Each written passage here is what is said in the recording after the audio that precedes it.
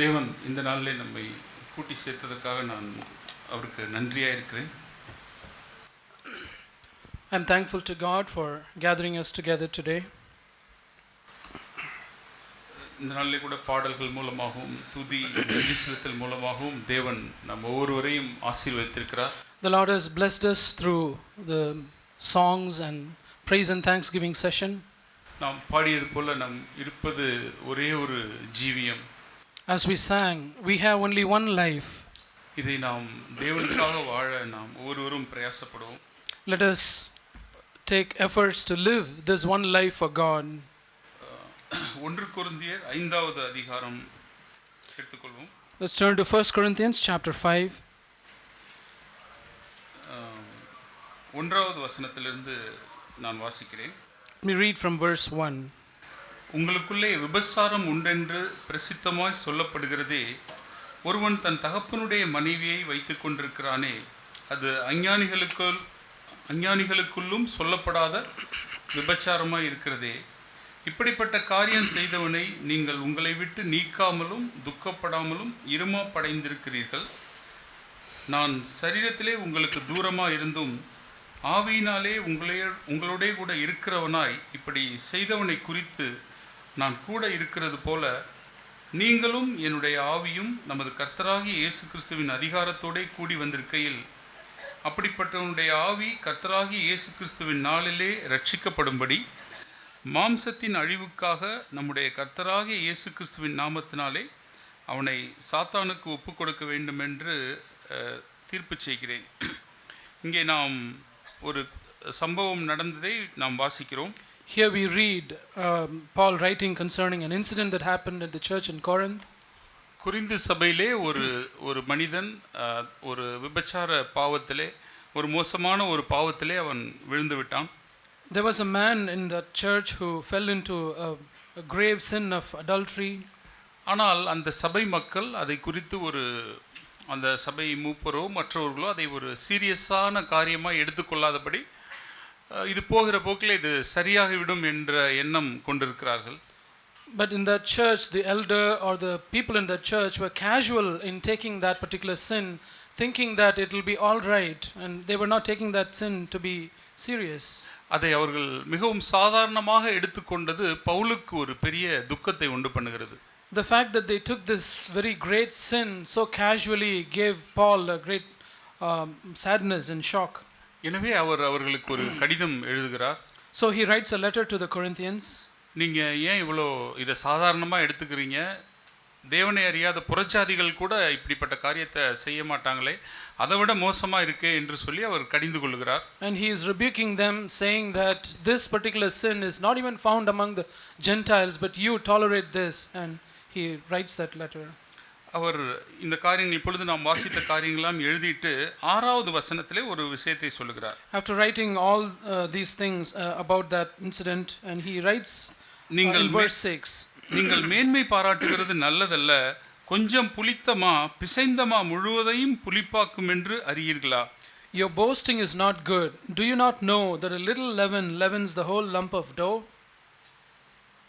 இதை குறித்து கொரிந்து பட்டணத்து மக்கள் என்ன நினச்சிக்கிட்டு இருக்காங்க அப்படின்னா, நம்ம அந்த மனுஷனுக்கு நம்ம இரக்கம் காண்பிக்கிறோம், அல்லது இது ஒன்றும் அவ்வளோ பெருசாக எடுத்துக்க வேண்டிய பாவம் இல்லை அப்படின்னு சொல்லி அதை குறித்து ஒரு மேன்மை பாராட்டலும் அவங்களுக்கு இருக்குது. The Corinthians thought that they were being kind or gracious to that person by allowing him to live in that sin, and they indeed boasted about that they are kind and gentle towards them.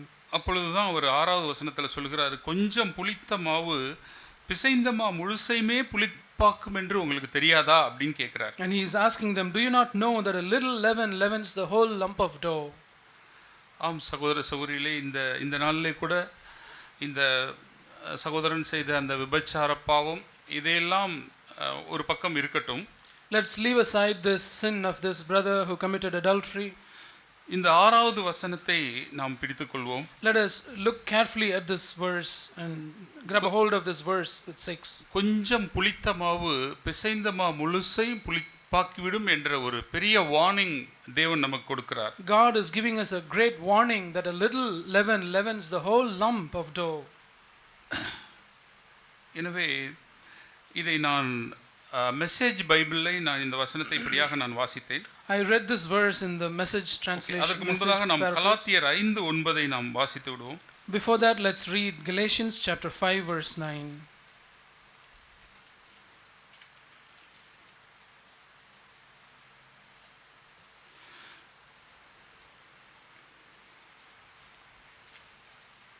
புளிப்புள்ள கொஞ்ச மாவானது பிசைந்த மாவு அனைத்தையும் உப்ப பண்ணும். A little leaven leavens the whole lump of dough. இப்பொழுது நாம் அந்த message டிரான்ஸ்லேஷனில் சகோதரர் ஆங்கிலத்திலே அவர் சொல்லுவார், நான் அதை தமிழிலே சொல்லுகிறேன். Let's read this verse in the Message Bible. 1 கொரிந்தியர் 5:6-8 வரைக்கும் உள்ள பகுதியை இப்பொழுது நாம் வாசிக்க கேட்போம். Let's read this passage of 1 Corinthians chapter 5 verses 6 through to 8 in the Message paraphrase. Your flip and callous arrogance in these things bothers me. அதாவது நீங்கள் இந்த காரியத்தை மிகவும் சாதாரணமாக இருந்துட்டு போகட்டும் அப்படின்னு நீங்கள் எடுத்துக்கொள்ளுகிறது என்னை ரொம்பவே கவலைப்பட வைக்கிறது. You pass it off as a small thing, but it is anything but that. நீங்கள் இந்த விஷயத்தை ஒரு சாதாரண விஷயம் போல நீங்கள் நினைக்கிறீர்கள், ஆனால் அது அப்படி கிடையாது. Yeast too is a small thing, but it works its way through a whole batch of bread dough pretty fast. Yeast bread இதெல்லாம் செய்கிறவர்களுக்கு தெரியும். அந்த மாவை புளிக்க வைக்கிறதுக்கு பயன்படுத்தக்கூடிய அந்த பொருள் அது ரொம்ப சின்னதாக இருக்கும், ஆனால் அந்த மாவு முழுசையுமே அது நல்லா உப்பி வர பண்ணிடும். So get rid of this yeast. எனவே இந்த ஈஸ்ட், இந்த புளிக்கிற இந்த தன்மையிலிருந்து நீங்கள் வெளியே வந்து விடுங்கள். Our true identity is flat and plain, not puffed up with the wrong kind of ingredient. நம்மளுடைய ஒரு சரியான அடையாளம் என்ன அப்படின்னாக்க, ஃப்ளாட்டாகவும் ஒட்டி சப்பையாக இருக்கிற மாவு அப்படி செஞ்ச ஒரு பிரெட் மாதிரி இருக்கிறது தான் நம்முடைய அடையாளம். அப்படி தான் நம்ம இருக்கணும். Not puffed up with the wrong kind of ingredient. ஒரு தவறான உட்பொருள் சேர்க்கப்பட்டு நல்லா உப்பி பெருசாக போன ஒரு பிரெட் மாதிரி இருக்கிறது நம்மளுடைய அழைப்பு கிடையாது. The Messiah, our Passover lamb, has already been sacrificed for the Passover meal, and we are unraised bread part of the feast. நமக்காக சிலுவையிலே அறையப்பட்டிருக்கிற நம்முடைய கிறிஸ்துவாகிய மேசியா அவர் ஒரு அடிக்கப்பட்ட ஆட்டுக்குட்டியாக அவர் பலியாகி இருக்கிறார். அன்ரைஸ் பாட்டு படி. And the Messiah, our Passover lamb, has already been sacrificed. Okay. இயேசு கிறிஸ்து இந்த இடத்துல சொல்லிட்டு, அதனால நம்ம ஒரு அன்ரைஸ்டு பார்ட் ஆஃப் த பிரெட், அப்படி உப்பி வராத ஒரு பிரெட் மாதிரி தான் நம்ம இருக்கணும். சப்பையா ஒட்டி ஃப்ளாட்டாக இருக்கக்கூடிய ஒரு அப்பம், அதுதான் அப்படிப்பட்ட அழைப்பு தான் நமக்கு. So let's live out our part in the feast, not as raised bread swollen with the yeast of evil, but as flat bread, simple, genuine, unpretentious. எனவே நம்ம ஒரு உப்பின ஒரு தவறான ஒரு பொருள் உட்பொருள் சேர்க்கப்பட்டு ஒரு உப்பிப்போன ஒரு பிரெட் மாதிரி நாம் இருக்காம, துப்புரவு, உண்மை, துர்க்குணம் இதெல்லாம் நீங்கின ஒரு சப்பையான ஃப்ளாட்டான ஒரு பிரெட்டாக நம்ம இருக்கணும். ஸோ இந்த 6, 7, 8 வசனங்களை நாம் இப்பொழுது இந்த மெசேஜ் மொழிபெயர்ப்பிலே நாம் கேட்டோம். We heard this passage of verses 6 through to 8 read in the Message Bible. இதிலே நான் ஒரு காரியத்திலே உணர்ந்து எச்சரிக்கப்பட்டது என்ன என்றால், the one thing which I was warned through this passage is this. நம்முடைய ஆண்டவராகிய இயேசு கிறிஸ்து அவர் ஒரு புளிப்பில்லாத ஒரு உப்பி வராத ஒரு பிரெட்டாக அவர் நமக்காக அவர் பலியாகி இருக்கிறார். Our Lord Jesus Christ has been offered as a sacrifice for us as a bread not raised, not puffed up. ஒரு தவறான ஒரு உள்ள பொருள் சேர்க்கக்கூடாத ஒரு பொருளை சேர்த்து நல்ல பெருசா உப்புன ஒரு பிரெட்டாக நாம் ஒரு நாளும் இருந்திடக்கூடாது. We should never be the kind of bread that is puffed up by having a wrong type of ingredient. நம்முடைய அழைப்பு unraised bread, அதாவது ஒரு பெருசா வராம ஃப்ளாட்டா இருக்கக்கூடிய ஒரு சின்ன பிரெட்டாக இருக்கும்படியே தேவன் தெரிந்திருக்கிறார். The Lord has called us and chosen us to be that bread which is flat, simple, genuine, unpretentious, without having it raised. swollen bread கிடையாது. We are not called to be a swollen bread. வீங்கின உப்பின பெருமையடைந்த ஒரு அப்பமாய் நாம் ஒரு நாளும் இருந்து We விடக்கூடாது. should not be a bread which is swollen because of pride. இந்த இடத்துல ஒரு வசனத்துல இந்த வசனத்துல ஒரு வார்த்தை சேர்க்கப்பட்டிருக்கிறது. ஒரு சேர்க்கக்கூடாத ஒரு பொருளை ஒரு உணவுல சேர்க்கும் பொழுது அந்த உணவோட தரத்தை வந்து அது வித்தியாசமா மாற்றிவிடும். So here we read that if a wrong type of ingredient, an ingredient that should not be part of the food, when it is added, it makes the whole nature of that bread completely different. நம்ம ஏதாவது பொருட்கள்லாம் வாங்கணும்னா அதுல போட்டிருப்பாங்க ingredients அப்படின்னு எழுதி என்னென்ன சேர்த்திருக்கு அப்படின்னு நம்ம எழுதுறத பார்த்திருப்போம். So if we buy a product packaged good, we would see the contents or ingredients listed on that label. ரொம்ப கவனமாக நம்ம இருப்போம். We are very careful in reading that label. அதுல எவ்வளவு கெமிக்கல் இருக்கு, இது கெமிக்கல் ஃப்ரீயா இல்ல ஏதாவது சேர்த்திருக்காங்களா, இதை சாப்பிடலாமா அப்படிங்கறதெல்லாம் அத நம்ம பார்ப்போம். So we read through that nutrition label and see whether any harmful chemical has been added there, or is the ingredient edible and good and safe to consume. இந்த கேன்சர் காசிங் ஏஜென்ட்ஸ் எல்லாம் ஏதாவது இருந்துச்சுன்னா ரொம்ப alert ஆயிடுவோம். So we are very particular and alert about cancer causing ingredients being in a food item. ஏதோ ஒரு கொஞ்சம் தானே சேர்த்திருக்காங்க சாப்பிடுவோம் அப்படின்னு சொல்லிட்டு நம்ம எதையும் அப்படி சாப்பிடுவது கிடையாது. We don't casually eat a food which is contaminated or having some cancer causing ingredient lightly. இந்த இடத்துல ஒரு விபச்சார பாவத்துக்கு அவர் இதை இவ்வளவு சீரியஸா எடுக்கணும் அப்படின்னு சொல்லிட்டு பவுல் இங்கே பேசுகிறார். So Paul here says that you should take the sin of adultery very seriously.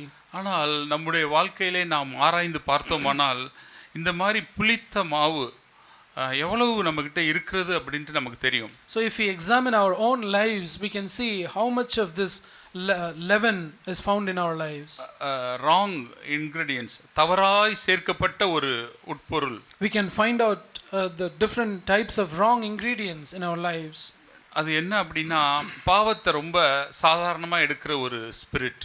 That is a spirit of taking sin very lightly. இதுதானே இந்த விஷயம் தானே, அப்படி ஒன்றும் ரொம்பலாம் கிடையாது, அது பாட்டுக்கு இருக்கட்டும் அப்படின்னு நம்ம எதெல்லாம் நினைத்து கொண்டு இருக்கிறோமோ அது எல்லாமே புளிச்ச மாவு தான். So we might be considering certain things as something not harmful. Oh, only this is not harmful, but those are the things which would cause us too much harm. அது என்ன செய்யும் என்றால் நாம் ஒரு அன்ரைஸ்டாகாத ஒரு அப்பமாய் இந்த பூமியிலே நாம் உருவாவதற்கு பதிலாக, தேவனுக்கு பிரியமாய் இருப்பதற்கு பதிலாக ஒரு உப்பிய ஒரு உபயோகமற்ற ஒரு அப்பமாக நம்மை மாற்றிவிடும். That wrong ingredient of taking sin lightly will make us not a flat bread, not a genuine unpretentious bread, but it will make us something different, swollen and puffed up. இந்த இடத்திலே சொல்லப்பட்டது விபச்சாரம் என்கிற பாவம் ஒரு புளித்த மாவாக இங்கே சொல்லப்பட்டிருக்கிறது. Here this sin of adultery is mentioned as this leaven. அப்ப அதுபோல நம்ம எத்தனை பாவங்களை நாம் சாதாரணமாக நினைத்து கொண்டு இருக்கிறோமோ அது எல்லாமே ஒரு புளித்த மாவாக இருந்து நம்முடைய வாழ்க்கையை அது சீரழித்து விடும். So however many things that we consider as light, not sinful, those things will make us get puffed up. அது நம்மை பெருமை அடைய செய்து அது உப்பு பண்ணிவிடும். That will make us become haughty and it will make us swollen. வேதத்திலே நமக்கு अनेक திருஷ்டாந்தங்களை தேவன் வைத்திருக்கிறார். God has placed so many examples in the scriptures for us. இன்றைக்கு கூட சிறு பிள்ளைகள், வாலிபர்கள், விசேஷமாய் வாலிப பிள்ளைகள், நீங்க வந்து எந்த விஷயத்தையெல்லாம் இதுதானே பரவாயில்ல அப்படின்னு சொல்றது சும்மா அப்படின்னு நினைக்கிறீங்களோ அது வந்து இப்படிப்பட்ட ஒரு சீரியஸான ஒரு வீழ்ச்சியை நமக்கு கொண்டு வர முடியும். So even today little children and young adults, young brothers and sisters, you might be considering certain things as they are nothing of great importance. Just like that we can do, you take many things lightly. Those are the things which are leaven and they would make us puffed up. வேதத்தில் அப்படி பாவத்தை சீரியஸா எடுக்காமல் தங்களுடைய வாழ்க்கையை அழித்துக் கொண்ட அநேகரை நாம் பார்த்திருக்கிறோம். We have seen in the scriptures many people who have not taken sin lightly and because of that they have destroyed their own lives. நாம் ஆதியாகமம் 38லே ஒரு சம்பவத்தை நாம் வாசிப்போம். Let's read an incident in Genesis chapter 38.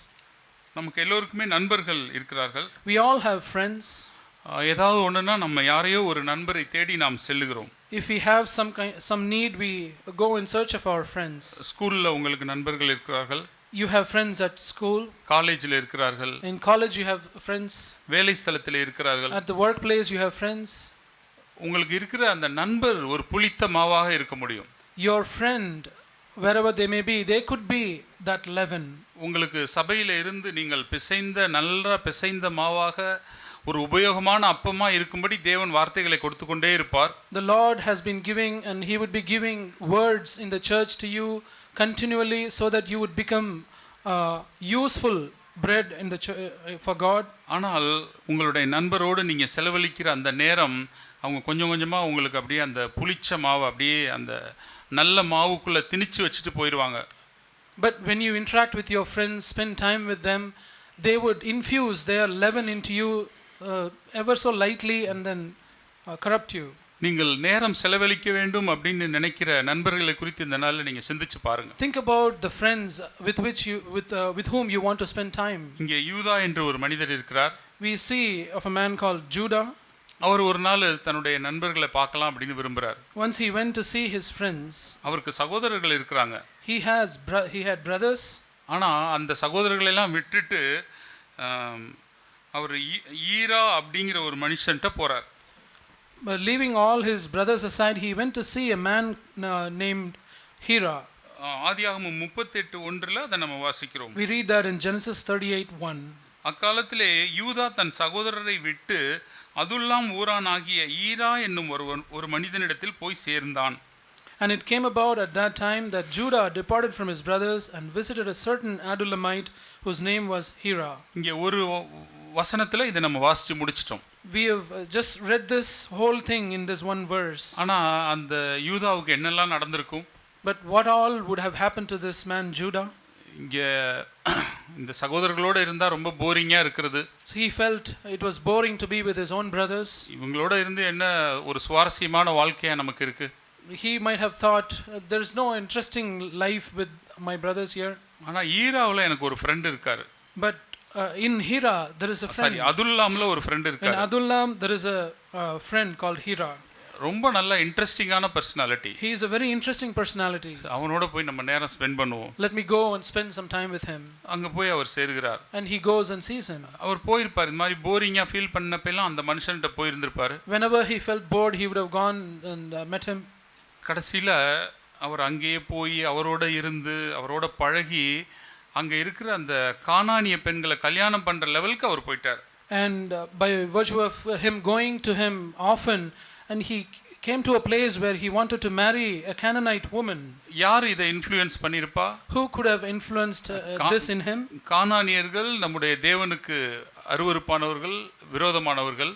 This Canaanite people were abominable to the Lord and they are against the Lord. ஆனா ஈரா என்ன சொல்லிருப்பாரு? But what would have Hira advised Judah? இங்க நீ கல்யாணம் பண்ணிட்டீனா ரொம்ப நல்லா இருக்கும் உன் life. If you marry here, your life would be better. அந்த கானானிய ஸ்திரீகளை குறித்து எவ்வளவு பாசிட்டிவா சொல்ல முடியுமோ எல்லாம் சொல்லிருப்பார். He would have said to him so many positive things about the Canaanite women. தேவன் விரும்பாத ஒரு திருமணம். It was a marriage which is not according to God's will. கடைசில அவரை கல்யாணம் பண்ணிடுவாங்க.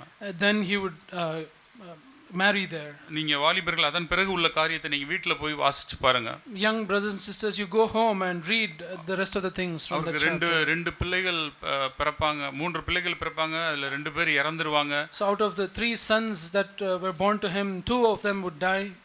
தன் மருமகளோட அவர் தவறாய் நடக்கும்படியான சூழ்நிலை ஏற்படும். There would be a situation where he had to improperly with his own daughter-in-law.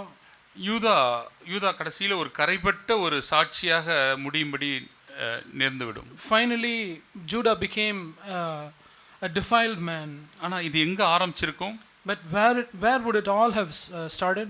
லைட்டா ஒரு புளிச்ச மாவு. It was a little leaven. கானானிய ஸ்திரீகள் தானே பரவாயில்ல, அது ஒன்றும் பெரிய தாக்கத்தை என் வாழ்க்கையில கொண்டு வராது அப்படின்னு அவர் நினைத்த அந்த ஒரு நாள்.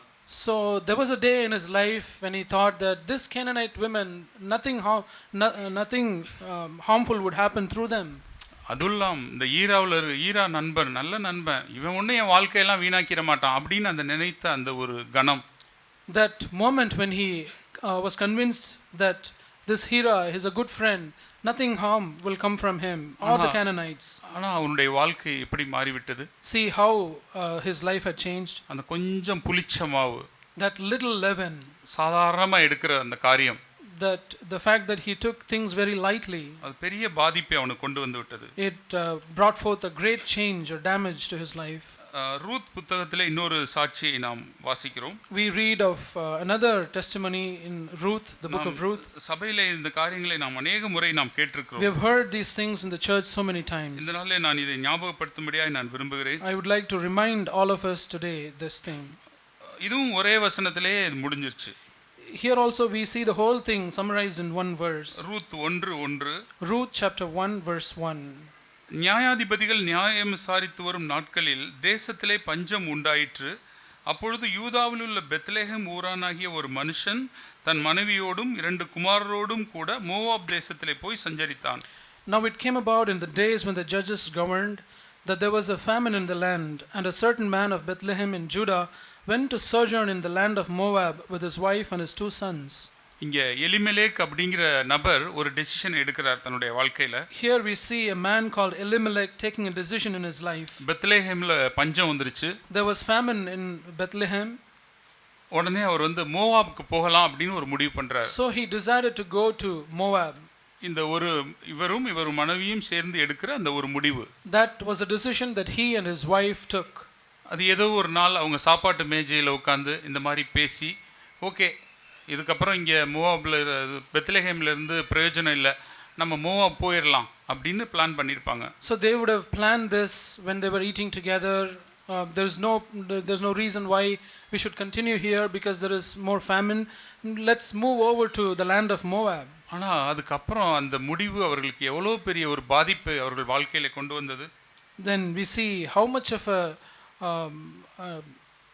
destruction that incident brought forth in their life. 2 மகன்களும் இறந்துடுறாங்க. Both of their sons died. தன்னுடைய கணவர் இறந்து போயிடுறாரு. Ruth's husband also died. கடைசியில் நகோமி தனித்தவளா மாறிடுறாங்க. Naomi's husband also died, and finally Naomi became an isolated woman. அவங்க ஏதோ ஒரு நாள் சும்மா சாதாரணமாக எடுத்த அந்த டெசிஷன் அது அவர்கள் வாழ்க்கையே திசை மாற்றி விட்டது. So a small decision, taking things lightly, changed the course of their own life. தேவன் விரும்பாத ஒரு இடம் Moab, the land of Moab was a place God would not want his people to be in. அன்னைக்கு அது ஒரு சாதாரண விஷயமா தான் அவங்க அதை பார்த்தாங்க. They saw that thing to be a very little importance. எத்தனையோ நியாயப்படுத்தி இருக்கலாம். They could have judged themselves in taking the decision. Moab தானே, சம்பாதிக்க தானே போறோம், இதுல என்ன தப்பு இருக்கு அப்படின்னு ஒரு எண்ணம் வந்திருக்கலாம். So we are going there to make our living. What wrong is there in it? So they would have taken that thing lightly. பெத்லெகேம்ல அப்பொழுது இருந்த ஜனங்களை தேவன் கைவிட்டு விட்டாரா? Did God leave alone the people in Bethlehem that time? தேவன் கைவிடவில்லை. He did not leave them alone. ஆனால் இவர்கள் எடுத்த அந்த டெசிஷன் அவர்கள் வாழ்க்கையவே எப்படி மாற்றிட்டதுங்கிறதை நம்ம இங்கே பார்க்கிறோம். But here we see that decision that they took changed the entire course of their life. இது ஒரு புளித்த மாவு. This is a leaven. அவிசுவாசமா இருப்பதை குறித்து ஒரு பயமில்லாமல் இருப்பது. Without being fearful of unbelief. இது ஒரு பெரிய பாதிப்பை உண்டு பண்ணிராது அப்படின்னு நினைக்கிறது. So the thinking that this will not cause us any harm. அடுத்ததாக மிரியாம் அப்படிங்கிற ஒரு சகோதரியை குறித்து நாம் வாசிக்கிறோம். We read about Miriam. என்னாகமம் 12:8 அவங்களை குறித்து எழுதப்பட்டிருக்கிறது. In Numbers 12:8 we read of her. அதற்கு முன்னாடி பார்த்தோம்னா அதை நம்ம வாசிக்க வேண்டாம். யாத்ராகமம் 15 ஒரு நல்ல தீர்க்கதரிசியா இருக்கிறாங்க, தேவனுக்காக துதித்து பாடுகிற ஒரு ஸ்திரீ தான் இந்த Miriam. This Miriam was a good woman who sang songs of praise to God. We read that in Exodus chapter 15.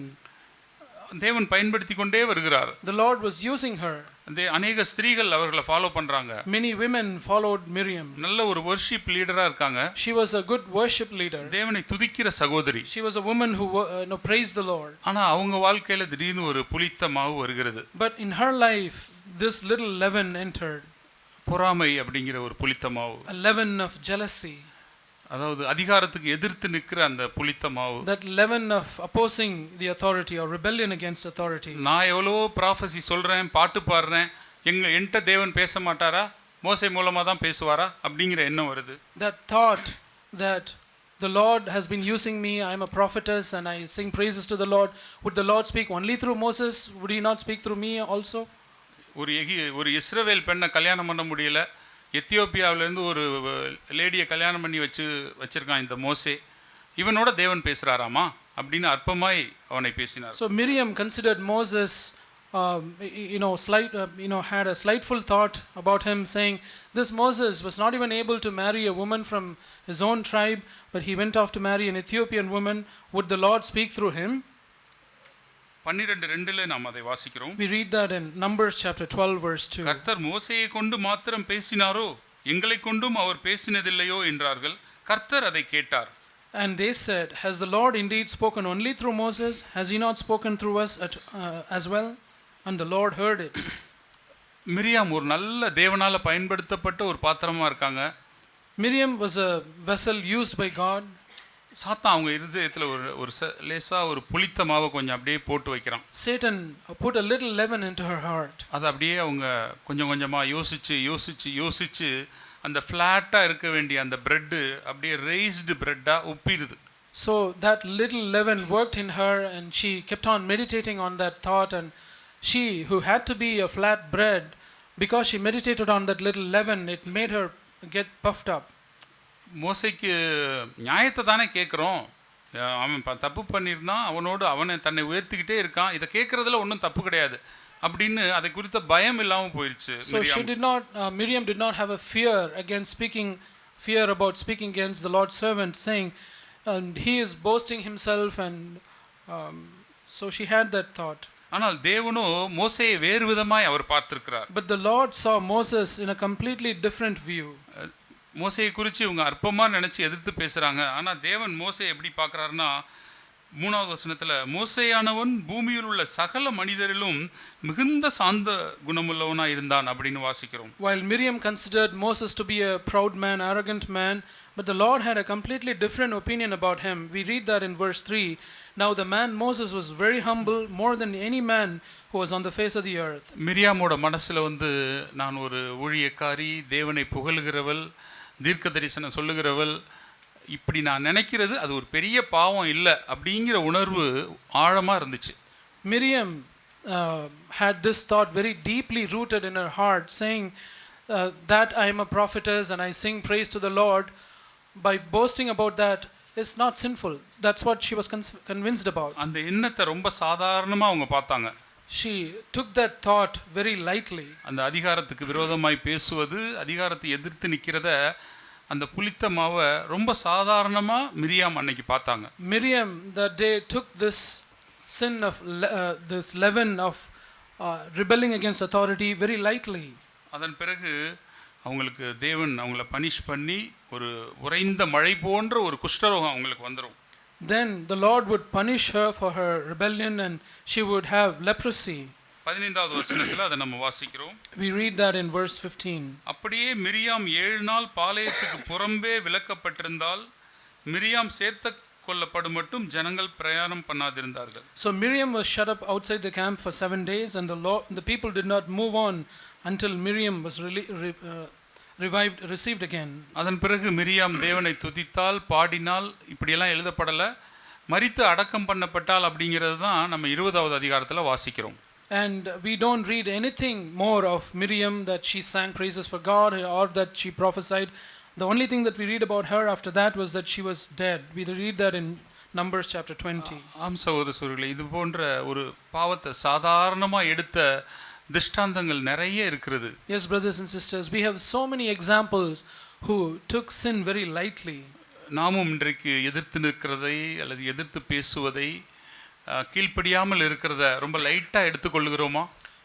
Are we also taking sins like rebellion and speaking rudely, all those things lightly? நம்முடைய பார்வையில் அது நியாயமாக கரெக்டாக இருக்கலாம். Maybe those things are rightful or justifiable in our own eyes. ஆனால் இங்கே என்ன எழுதியிருக்குன்னா, கர்த்தர் அதை கேட்டார் அப்படின்னு எழுதியிருக்கிறது. But here we read that the Lord heard that. ஆனால் தேவனும் அவங்கள அப்படி பார்ப்பாரா? Would the Lord also look at her like that? அப்படின்னா நம்ம என்ன நினைக்கிறோன்னா, ஆண்டவரே நீங்கள் என்ன நினைக்கிறீங்களோ நீங்கள் நினைக்கிறது நான் நினைக்கிறது கரெக்டு தான், நான் சொன்னேன்னா அது கரெக்டாக தான் இருக்கும். ஒரு ஆளை ஜட்ஜ் பண்ணால் பர்ஃபெக்ட் ஆண்டவரே அப்படின்னு சொல்லிட்டு தேவனுக்கு நம்மை சமப்படுத்தி கொள்ளுகிறோம். அப்படி நாம் ஒருவரை நியாயம் இருக்கும்போது when we judge somebody, நாம் என்ன சொல்லுகிறோம் என்றால், what we are saying through that is, ஆண்டவரே நான் நினைக்கிற மாதிரி தான் நீங்கள் நினைப்பீங்க. so you would think the same way I think about this person. இந்த நபரை நான் வந்து எதிர்த்து பேசினா அப்படின்னா அது கரெக்டாக தான் இருக்கும். So if I speak against this person, it would be completely rightful to speak against him like that. நாம் அதுக்கு ஜாக்கிரதையாக இருப்போம் சகோதர சகோதரிகளே. Let's beware of that, brothers and sisters. இப்போ இந்த சொன்ன திஷ்டாந்தங்கள் எல்லாமே நன்றாய் வந்திருக்க வேண்டியவர்கள். So these examples, they could have been otherwise. அடுத்ததாக இன்னொரு சோகமான ஒரு சாட்சி என்னவென்றால், another sad testimony is this. ஒரு வண்டர்ஃபுல்லான ஒரு கிங் அவர். There was a wonderful king. அதுக்கு முன்னாடி அப்படி ஒரு ராஜா இருந்ததே கிடையாது. There was no king before him ஆனால் like him. தேவனால் அப்படி பயன்படுத்தப்பட வேண்டிய ஒரு பாத்திரம். But he was a man who had to be used by God. Israel தேசத்தில் அவ்வளவு நாள் இருளா இருந்துட்டு திடீர்னு ஒரு வெளிச்சம் வந்த மாதிரி ஒரு ராஜா அவர்.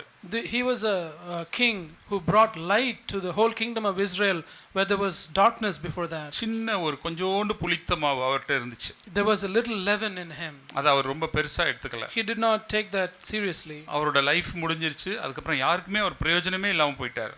And his life ended and he was not useful or profitable to anyone. நாம் 2 நாளாகமம் 35லே அதை குறித்து வாசிக்கிறோம். We read about that in 2 Chronicles chapter 37. யோசியா என்கிற ஒரு ராஜா.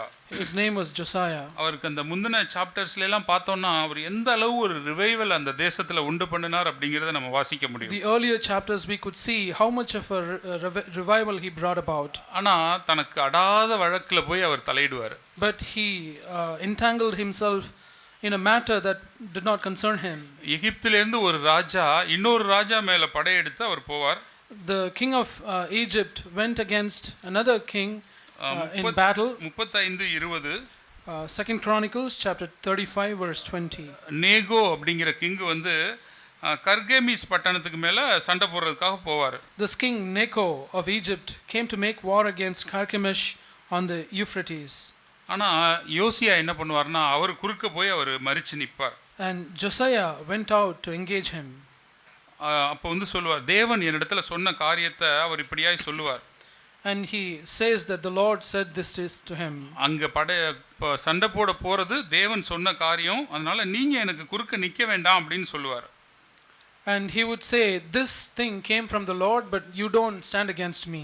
21 பின்பகுதியில The second part of verse 21. நான் தீவிரிக்க வேண்டும் என்று தேவன் சொன்னார், தேவன் என்னோடு இருக்கிறார், அவர் உம்மை அழிக்காதபடிக்கு அவருக்கு எதிரிடை செய்வதை விட்டுவிடும் என்று சொல்ல சொன்னான். Stop for your own sake from interfering with God who is with me, so that he will not destroy you. யோசியா தன் முகத்தை அவனை விட்டு திருப்பாமலும் நேகோ சொன்ன தேவனுடைய வாயின் வார்த்தைகளுக்கு செவி கொடாமலும் அவனோட யுத்தம் பண்ண வேஷம் மாறி மெகிதோவின் பள்ளத்தாக்கிலே யுத்தம் பண்ணுகிறதற்கு வந்தான். However, Josiah would not turn away from him, but disguised himself in order to make war with him, nor did he listen to the words of Necho from the mouth of God, but came to make war on the plain of Megiddo. நீங்கள் தயவு செய்து இந்த யோசியாவை போய் நாம் வீட்டிலே வாசித்து பார்ப்போம். Let us please read about this man Josiah. அவ்வளவு ஒரு நல்ல ஒரு ராஜா. He was a very good king. 18 வயசுலயே அவர் வந்து யாருமே செய்யாத காரியங்களை செய்து தேசத்தில் அவர் ஒரு எழுப்புதலை உண்டு பண்ண மனுஷன். He was a man who brought about a great revival in the kingdom, something that nobody else brought about, even when he was young. செத்த ஈக்கள் பரிமள தைலத்தை நார பண்றது மாதிரி ஒரு சின்ன மதியினம் அவருடைய அந்த மினிஸ்ட்ரியே அவருக்கு காலி பண்ணிரும்.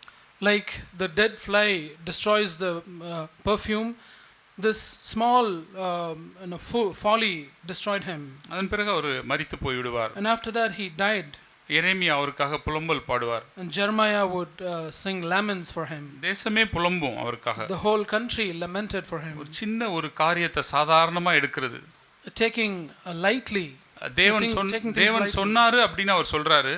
That king said, this is of the Lord, the Lord's mouth spoke this. தேவன் சொல்லியிருப்பாரு, அதெல்லாம் ஒன்றும் பெரிய விஷயம் கிடையாது, நம்ம இதை செய்வோம் அப்படின்னு துணிகரமாய் அதை செய்கிறது. So it doesn't matter whether the Lord has said or not, let me do this because I want to do this. புதிய உடன்படிக்கையிலேயும் ஒரு சாட்சி நமக்கு இருக்கிறது. In the new covenant also we have a testimony. யோவான் 13:9 நம்ம அதை வாசிக்கிறோம். We read that in John 13. 13:29. In John 13 verse 29. யூதாஸ் காரியத்தை குறித்து நாம் இங்கே வாசிக்கிறோம். We read about Judas Iscariot. யூதாஸ் காரியத்தை ஒரு நல்ல ஒரு திறமையான ஒரு நபர். Judas Iscariot was a smart man. அவன் ஆரம்பத்தில் ஒரு வண்டர்ஃபுல் பர்சனாலிட்டியா அவர் இருந்திருப்பார். Initially he would have been a wonderful person. அங்க இருந்தவர்களேயே ஒருவேளை யூதாஸ் காரியத்துக்கு அதிக ஞானம் இருந்திருக்கலாம். Perhaps Judas Iscariot was the smartest person, the cleverest person among those who were there at that time. நல்ல படித்தவராய் இருந்திருக்கலாம். He would have been a highly educated man. 29 நம்ம வாசிக்கிறோம். We read in verse 29. யூதாஸ் பணப்பையை வைத்துக் கொண்டிருந்தபடினால் அவன் போய் பண்டிகைக்கு தேவையானவைகளை கொள்ளும்படிக்காவது தரித்திரருக்கு ஏதாவது கொடுக்கும்படிக்காவது இயேசு அவனுடனே சொல்லியிருப்பார் என்று சிலர் நினைத்தார்கள். For some were supposing, because Judas had the money box, that Jesus was saying to him, buy the things we have need of for the feast, or else that he should give something to the poor. எவ்வளவு பெரிய பொறுப்பு பாருங்க. So what a great responsibility he had. Full finance-உம் அவர்தான் handle பண்ணியிருக்காரு. He was handling the whole financial affair. தரித்திரருக்கு கொடுக்கும்படியான அந்த responsibility அவருக்கு இருந்திருக்கு. He had the responsibility of giving alms to the poor. அங்கே மீன் பிடிக்கிற பேதுரு, சரியாக படிக்காத மற்றவர்கள், இவர்கள் மத்தியில நல்ல ஒரு எஜுகேட்டடா எல்லாராலையும் மதிக்கப்படத்தக்க ஒரு நபரா யூதாஸ் இருந்திருக்கிறார். Among people like Peter who were the people who were uneducated, he was a clever person, educated person, Judas Iscariot. இவரை நோக்கி ஒரு நாள் ஒரு கடிந்து கொள்ளுதல் தேவனிடத்திலிருந்து வருகிறது. The Lord sent forth a rebuke toward him. அதுவும் ஒரு சாதாரண ஒரு ஸ்திரீ, அவங்க அந்த பரிமள தைலத்தை ஊத்தும்போது அந்த லேடி முன்னாடி தேவன் அவளை விட்டு விடுப்பா அப்படின்னு சொல்லிட்டு ஒரு சின்ன கரெக்ஷனை கொடுக்கிறார். When that woman poured that alabaster vial of pure nard and broke it, and he stopped it, Judas Iscariot stopped it, and the Lord said, leave her alone, why are you bothering her? That was a small correction. ஆனால் இது அவருடைய மைண்ட்ல போயிட்டு அப்படியே work பண்ண ஆரம்பிச்சிருச்சு. But this went into his head and he thought about it. எவ்வளவு பெரிய அசிங்கம். What a great shame before a woman. நேத்து அந்த ஸ்திரீ, she was a woman that came only yesterday. 3 வருஷமா நான் இவரோட இருந்து இவ்வளவு வேலைகளை செய்றேன். I have been with this man for 3.5 years and I have been doing so many things for him. எல்லாருக்கும் முன்னாடி என்னை அசிங்கப்படுத்திட்டாங்களே. He has despised me or insulted me before all. சின்னதா ஒரு விதை அவருக்கு அன்னைக்கு விழுந்திருக்கும். He had a small seed planted in his mind that day. கொஞ்சோண்டு ஒரு புளித்த மாவு, a little leaven. ஏற்கனவே ஒரு ஃப்ளாட்டான பிசைந்த மாவாக இருந்த யூதாஸுக்குள்ள ஒரு கொஞ்சம் புளிச்ச மாவு வந்துருச்சு. In Judas, who was a flat bread, it was a clean lump of dough, this little leaven entered. அதன் பிறகு அவர் அதை raised bread-ஆ மாறிட்டார். And after that he became a raised, puffed up bread. இயேசு கிறிஸ்துவை அவர் காட்டி கொடுத்தார். And he betrayed the Lord Jesus. அதன் பிறகு என்ன நடந்ததுன்னு நமக்கு தெரியும். We know what happened after that. ஆம் சகோதர சகோதரிகளே, நாம் இந்த புளித்த மாவை குறித்து நாம் எச்சரிக்கையாக இருப்போம். Yes, brothers and sisters, let's be very careful about this little leaven. இங்கே अनेक பாவங்களை நாம் பார்த்தோம். We saw about so many sins. தேவன் சொல்லுவதை சீரியஸா எடுக்காத பாவம். A sin of not taking what the Lord says seriously. தனக்கு பிடித்த உலக நண்பர்களோடு ஐக்கியப்படுகிற ஒரு பாவம். A sin of fellowshipping with worldly people. தனக்கு அடாத வழக்கிலே தலையிடுகிற ஒரு பாவம். A sin of getting entangled with the affairs not concerning us. மிரியாமை குறித்து பார்க்கும்போது அதிகாரத்துக்கு எதிர்த்து நிற்கிற ஒரு பாவம். A sin of rebelling against authority. இதெல்லாம் ஒரு சின்ன புளித்த மாவு மாதிரி அவங்க ரொம்ப கேர் பண்ணிக்காத இந்த விஷயங்கள். These are the things which they thought of very lightly. யாக்கோபுடைய மகள் தீனால் கூட பார்த்தீங்க அப்படின்னா நம்ம அடிக்கடி சொல்லுவோம் இல்லையா, ஒரு இடத்துக்கு போகிறோம் அப்படின்னா எங்கேப்பா போகிற, பஸ் ஸ்டாண்டுக்கு போகிறேன். ஏன் போகிற? சும்மா போகிறேன். எங்கேப்பா போகிற? கிரவுண்டுக்கு போகிறேன். எதுக்கு போகிற? சும்மா போயிட்டு வரேன் அப்படின்னு சொல்லுவோம் இல்லையா. இந்த மாதிரி சும்மா அங்கே உள்ள கேர்ள்ஸ் எல்லாம் பார்த்துட்டு வரேன் அப்படின்னு போன தீனால் தான் அவங்க. So we also read about Dina and we when somebody asks us, where are you going? I'm going to that place, that bus stand, or I'm going to that school. And when they ask for a reason, I'm just going there just like that, with no reason. Just like that I'm going. So In the same way, Dinah also went to see the women of that land. Just like that, she went. இந்த தவறான முன்மாதிரிகள் நமக்கு ஒரு எச்சரிப்பாக இருக்கட்டும். Let these bad examples be a warning for us. எரேமியா 35ல தேவன் ஒரு அருமையான சாட்சியை வைத்திருக்கிறார். In Jeremiah chapter 35, நம்முடைய பார்வைக்கு ரொம்ப சாதாரணமாக தெரிகிற விஷயமா இருந்தாலும் there's a wonderful example in Jeremiah 35, even if it seems very light in our eyes. இந்த ரேகாபுடைய புத்திரர்கள் அதை எவ்வளோ சீரியஸாக எடுக்கிறாங்க, தேவன் அதை எப்படி அங்கீகரித்து அவர்களை ஆசீர்வதிக்கிறாருங்கிறத இங்கே பார்க்குறோம்.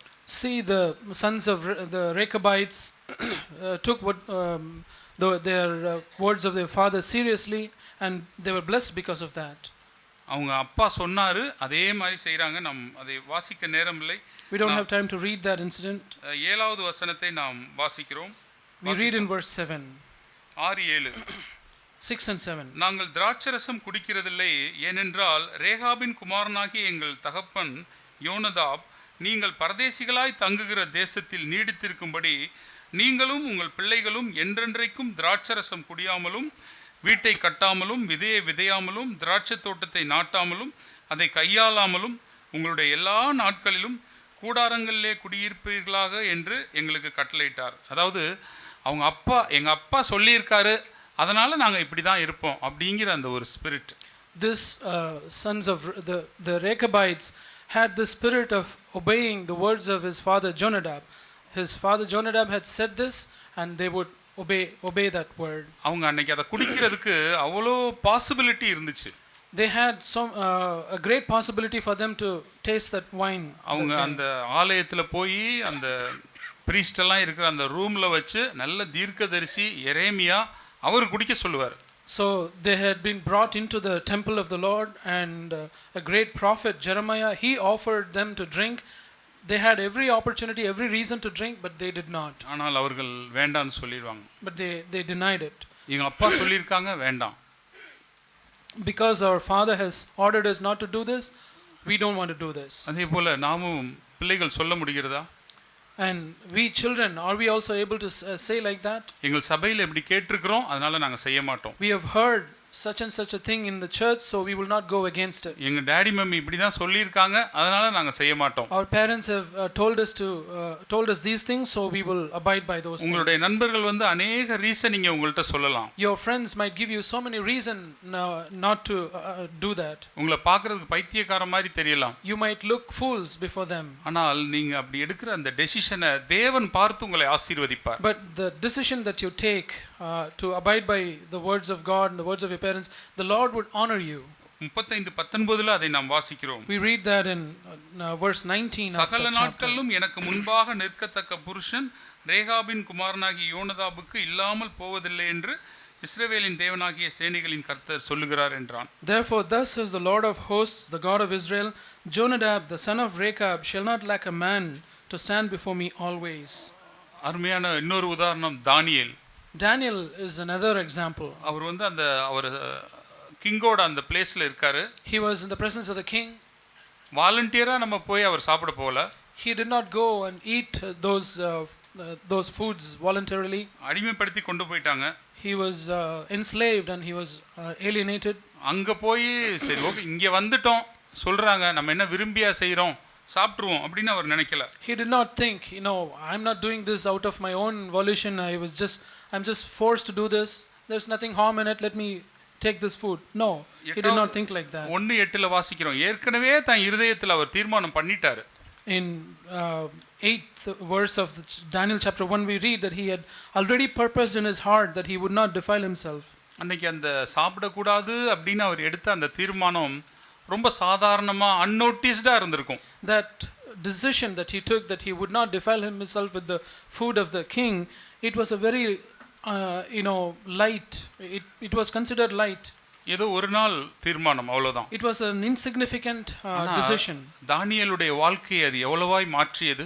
But that little decision changed the course of Daniel's life. ஆம் சகோதர சகோதரிகளே, தேவன் நம்மை நேசிக்கிறார். Yes, brothers and sisters, the Lord loves us. இதுவே நம்முடைய வாழ்க்கையில நாம் ஆராய்ந்து பார்ப்போம். So let us examine our own lives. ஏதாவது ஒரு காரியம் இருக்கும். There will be some little thing in our life. இந்த விஷயம் தானே அப்படின்னு இருக்கட்டும் அப்படின்னு நம்ம ஏதாவது வச்சிருந்தோம்னா இந்த நாள்ல அதை என்னன்னு பார்த்து அதை சீரியஸா பார்த்து அதை விலக்கி வைக்க நாம் முயற்சிப்போம். So if we leave that alone, thinking that this is not harmful, let it be there. If there is a thing like that, let us today examine and remove that from us. நாம் அழுகையோடும் உபவாசத்தோடும் நாம் தேவனிடத்திலே வரும்போது, When we come to the Lord and fasting and weeping, தேவன் நமக்கு அவர் உதவி செய்ய வல்லவராய் இருக்கிறார். the Lord is able to help us. இங்கே பார்த்தது ஒரு சில சம்பவங்களை, ஒரு சில சாட்சிகளை நாம் பார்த்தோம். We saw only a few examples. இப்படி சாதாரணமாக எடுத்து தேவனுடைய அழைப்பை இழந்த எத்தனையோ திருஷ்டாந்தங்கள் இருக்கிறது. There are so many other examples who lost the calling of God in their life because they took things lightly. அதுபோல சீரியஸாக எடுத்து இப்படி தானியேல் போல இந்த ரேகாபோட குடும்பத்தாரை போல சீரியஸா எடுத்து தேவனால் பெரிய அளவில் ஆசீர்வதிக்கப்பட்ட சாட்சிகளும் இருக்கிறது. But we also have so many examples who have been blessed by God because they took the words of God seriously, like Daniel and the sons of the Rechabites. எனவே இன்றைக்கு சிறு பிள்ளைகள் நீங்க யோசிச்சு பாருங்க. So little children, you think about this. உங்களுடைய தூக்கம் அது ஒருவேளை உங்களுக்கு அப்படி இருக்கலாம். Maybe தூங்குகிற ஒரு habit. Maybe the habit of sleeping. சோம்பேறித்தனம். This laziness. நீங்க உங்க கிளாஸ்ல உட்கார்ந்து இருக்கும்போது நீங்க தீமையா பேச மாட்டீங்க, பின்னாடி உட்கார்ந்து பேசுறத கேட்கிற ஒரு ஆவி, பஸ்ல போகும்போது அசிங்கமா பேசுறாங்கன்னா அதை சைலண்டா கேட்கிற ஒரு ஸ்பிரிட்டாக இருக்கலாம். So at the classroom or when you are traveling on the bus, you might not yourself involved in speaking evil or bad things, but then you might have that spirit or itching to listen to the evil conversations that people have. உங்களை entertain பண்ணுகிற ஒரு WhatsApp குரூப்பாக இருக்கலாம். It might be a WhatsApp group that you might find interesting or entertaining. ஒரு YouTube சேனலாக இருக்கலாம். Or it could be a YouTube channel. ஏதோ ஒன்று. Something of that sort. உங்களுக்கு சுவாரஸ்யமாய் பேசுகிற ஒரு நண்பனாக, ஒரு பெண் நண்பராக இருக்கலாம். Or it could be a friend who is a boy or a friend who is a girl who would be very interesting to you. அல்லது புரணி பேசுகிற உங்களுடைய உறவினராக இருக்கலாம். Or it could be a gossiping relative of yours. ரெண்டு பேரை சேர்ந்து மற்றவர்களை குறை சொல்லுகிற அந்த யாரோ ஒரு நபராக இருக்கலாம். There could be some person who always speaks evil of other people. சபையிலே கூட ஒரு நபருடைய பெயரை சொல்லாமலேயே அவர்களை குறித்து நாம் பேக்பைட் பண்ண முடியும். Even in the church we could be backbiting without mentioning the name of the people about whom we are backbiting. அப்படி பேசுகிற நபர் ஒரு புளித்த மாவாக இருந்து உங்களை தீட்டுப்படுத்த முடியும். The person who speaks like that could be that leaven who defile you. ஜாக்கிரதையா இருப்போம் சகோதர சகோதரிகளே. Let us beware, brothers and sisters. கண்டிப்பாக தேவன் நமக்கு நாம் மனம் திரும்பும்போது அவர் உதவி செய்ய வல்லவராய் இருக்கிறார். Definitely God is able to help us when we repent. தேவன் தாமே உதவி செய்வாராக. May God himself help us. Amen. Amen.